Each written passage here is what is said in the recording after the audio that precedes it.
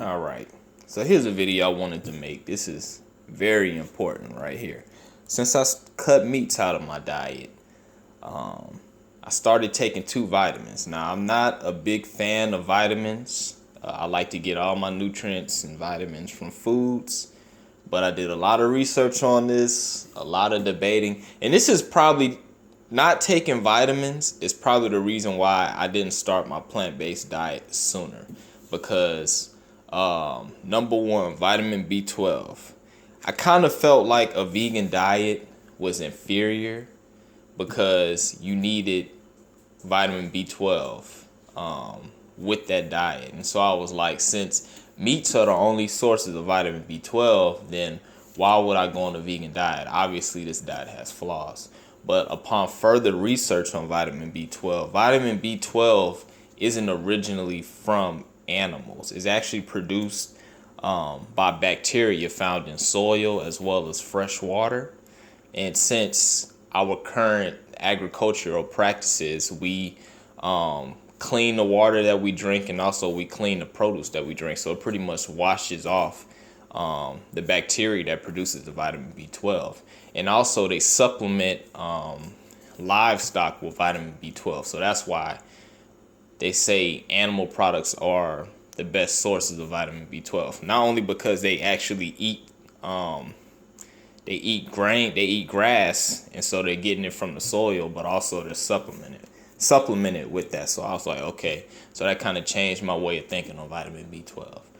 And so I got this supplement right here. And also another thing about supplements, I wanted to make sure that it wasn't synthetically derived. I wanted a whole plant-based supplement. So this is a vegan supplement, Veg Life.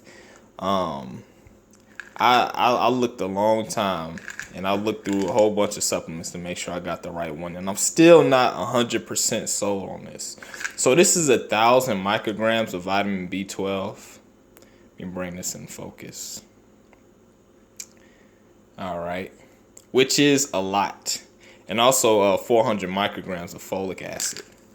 And so 1,000 micrograms, they're saying this is 16,667% of your daily value of vitamin B12, which is a lot. And with vitamin B12, there's no upper limit to it because it's a water soluble vitamin. So pretty much any excess vitamin B12 that you consume, you're just gonna excrete it in your urine. So you don't really have to worry about how much you take, but still 16,000% of your daily values, that's a lot. So I take this like every other day. All right, and next, but this is vitamin B12. If you're gonna give up meat completely, you need to get on vitamin B12. This is a must. You have to. This second supplement is not 100% must, but it may be good for you to get on it, and I'll tell you my reasons why. So this is vitamin D, 2,000 international units, and with vitamin D, instead of being a water soluble vitamin, this is a fat soluble vitamin. So you actually can store vitamin D in your body, actually in the fat of your body. So with fat soluble vitamins, you really want to watch how much you take because you really can get to toxic levels in your body. So I did a lot of research on this, and I found that 2,000 international units is probably safe and probably the recommended dose for the maximum benefits. And also, I don't take this every day because there's very few products that have vitamin D in it. I know milk is fortified with vitamin D. Milk does not naturally have vitamin D. So before I go on, let me tell y'all about what fortification is. And so many of y'all probably heard of fortification, also enriching. They're two different terms. Fortifying is when you add a nutrient into a food that was not there in the first place. So like I said, milk, this cow's milk does not have vitamin D in it. They actually have to add vitamin D to it. Same thing with something like Sunny Delight. They may fortify that with vitamin C. Sunny Delight is not real fruit juice, so they have to add vitamin C to it. Enriching, on the other hand, is when you add a nutrient back into a food item that was already there in the first place but was taken out, usually through refinement. So you usually see this in grains such as like white bread, white rice, cereals. And so when they do the refining process, the grain comes in. The grain is made up of three parts: the germ, the endosperm, and the bran. They take the bran and the germ out of it, and they pretty much leave the endosperm. The endosperm is pretty much just starch. So they strip all the fiber and all the nutrients out of it, and they add it back after the refinement process through enrichment. So that's the difference between fortification and enriching. So since I'm not drinking any milk, I won't be getting any vitamin D that way.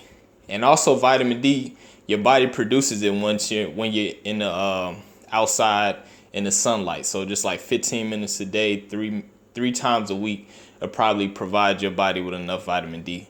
The darker your skin, the longer you're gonna have to stay outside. So, and since it's the winter months and I'm not really outside because it's cold and the sun's not out, I'm gonna be taking vitamin D. But there is a good source of vitamin D that's plant-based, and that's mushrooms. I think like 3 ounces of mushrooms provide you with 100% of your daily value for vitamin D. So the days that I'm eating mushrooms, I don't take vitamin D. Or if I'm outside for some reason for at least 15 to 20 minutes, then I won't take it. So this is kind of like a vitamin that I take just in case. So these are the only 2 vitamins I take. This is my first time taking vitamins in probably like 10 years. The last vitamins I was taking was Flintstone vitamins. So that's just a little information. I hope y'all learned something. And if y'all know of any other vegan-based or plant-based vitamins that may be better than this, y'all let me know. I hope y'all have a nice day.